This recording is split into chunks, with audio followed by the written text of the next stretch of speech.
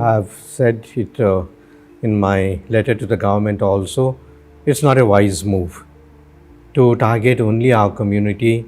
You want to know how many churches are official, how many churches are unofficial. In fact, the data was released by the Minority Department of the Parliament of the Assembly, that they know that there are 1,790 churches are there. They know it, they have the information. If there are some churches which have not authorized, please help us to make them authorized. Give us the directions how to do it, because our experience is it is not easy, and the government is dilly-dallying in many of the church permissions that we are asking.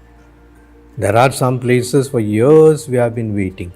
And of course, in the new rules and regulations with the 20 type of certificates of the environment certificate, health certificate, and firefighting certificate and police certificate, these are all bureaucratic norms that they have been created, and it's not easy for us to get all those certificates. I can understand perhaps in some places they may have constructed or they may have utilized certain buildings as churches, but please help us to set right these matters.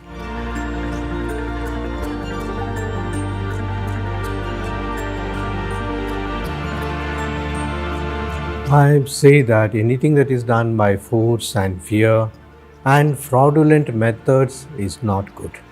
I myself have made statement that I am not for forceful and deceitful conversions. But our Constitution, Article number 25 itself, that I can speak about my religion. I can speak outside bravely, and there is the word also that's utilized in the Constitution to say that we can propagate also our religion. When the Constitution itself gives this much of freedom to us, why do these small groups, why these small assemblies are making noise about our what we call the conversion bogey as such? I don't think it is so easy to convert a person. Can you ever do by force? And this one, Mr. Golihatti, I have a lot of regard for him. You think it is so easy?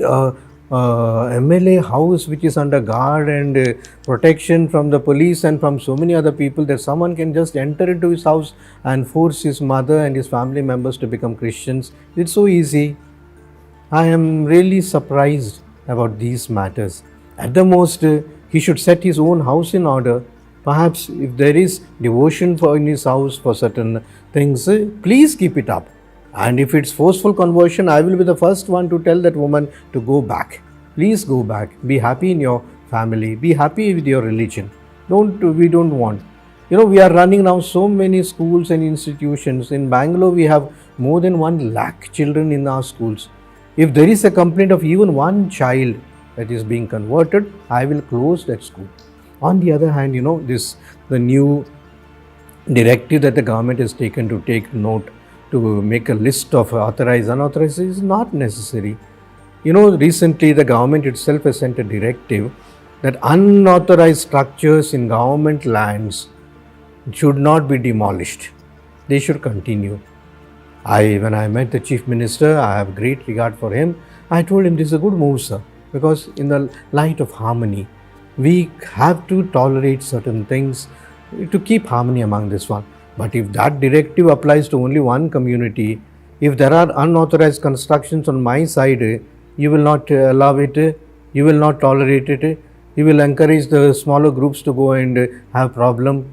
You know what happened in 2008?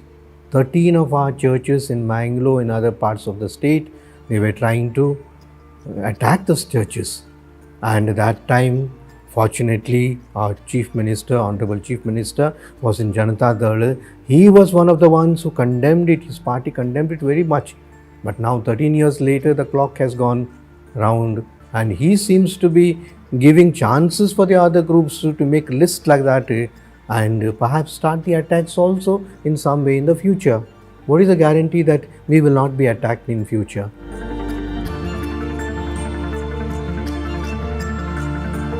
I say because there are enough provisions in the government level. The Minority Department itself has released a statement to say they know that 1,790 churches are there. I was surprised. We didn't know it. They know it. They have the information. But now to go and stress it to say that there are some are authorized, unauthorized. How do I say it is authorized now? If I have those 23 certificates, you will say it is authorized. If I don't have environment certificate tomorrow, if I don't have health certificate tomorrow, it is called unauthorized. Is this the same standard that you apply to all the communities? Are you making a list of the worship places of other communities also? Why are you targeting only the Christians? We are a soft target. We are peace-loving people. We will not go and damage anything. We will not go and protest.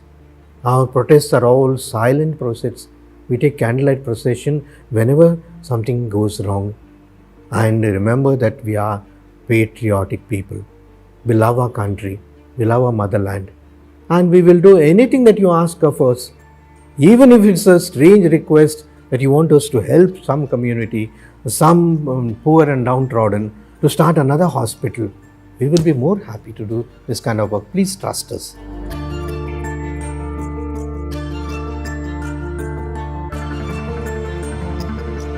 New law is not necessary.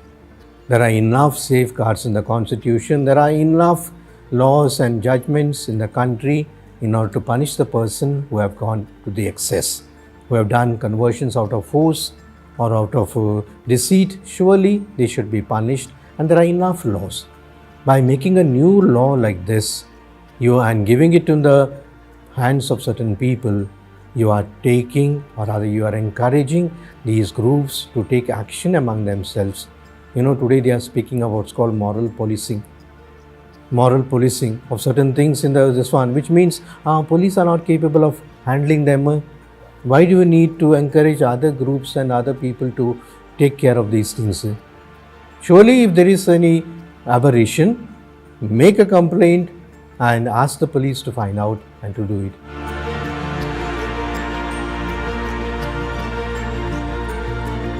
I wouldn't want to blame the government. The BJP is a good government.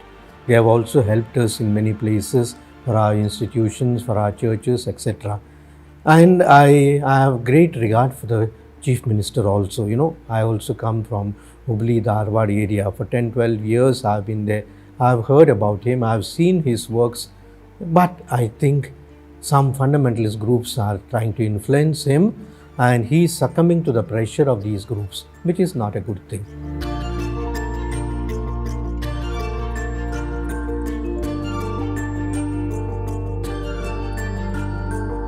You do what the Constitution allows you to do. You are allowed to practice your religion. You are allowed to preach and propagate, but with certain controls. This is not unlimited thing that you have to do. You have to also ask the permissions wherever it's necessary. You have also to consult the people to see how to go about. And surely the other communities, our Hindus, our Muslims, our brothers and sisters, I work for the communal harmony among us. I would be the first one to sacrifice something of ours in order to benefit someone else.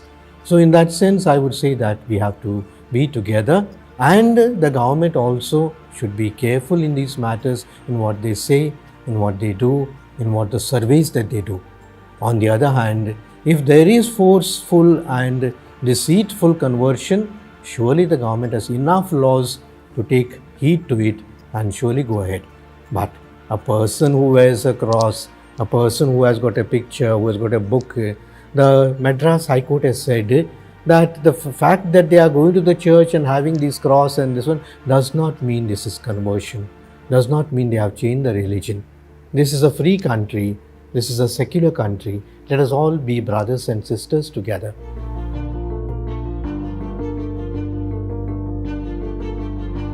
I think it all depends on the signals that the government sends.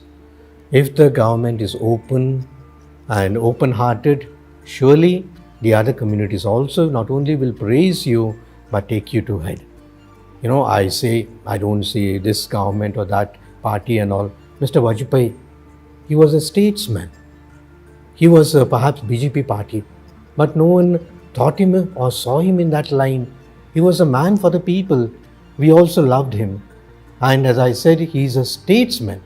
Our MLAs and our MPs should be statesmen, not just politicians, petty politicians to please their own groups and the smaller ideals. We have to be world citizens. We have to be citizens of this country. If you like this video, please like, share and subscribe to our channel.